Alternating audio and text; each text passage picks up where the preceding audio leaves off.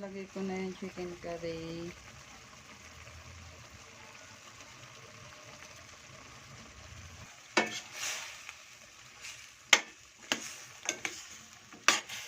Ayan, nilagay ko na yung chicken curry.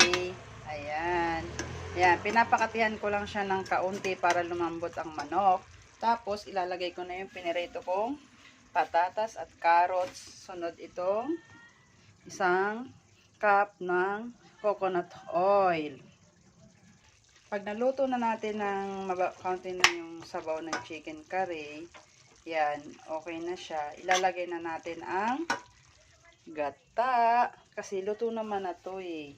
Luto ng carrots at patatas. Talaga piniprito ko talaga siya para masarap.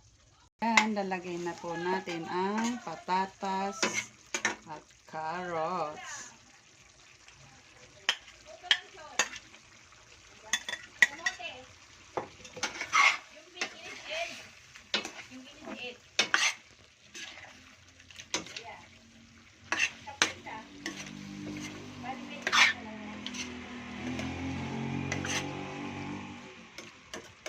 Lagyan na po natin yung gata. Ayan. Ganyan po ang pagluto ng chicken curry.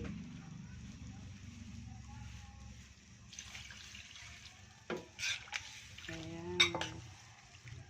Ayan ang chicken curry. Maglalagay na tayo ng...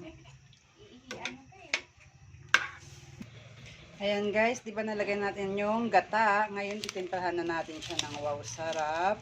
Kaunti lang ako maglagay ng wow sarap. Tapos lagyan na natin ng paminta para lalong masarap.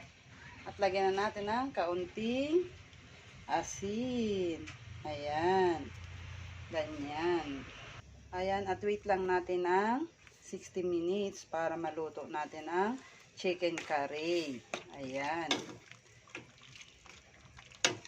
Ganyan po. Oh. Ayan na po ang ating chicken curry. Yan po yung lunch for today natin. Ngayong araw. Ayan. Luto na po ang ating. Ayan. Tapos na tayo magluto ng chicken curry. Ayan. Thank you for watching. Sana magustuhan niyo ang niluto kong chicken curry.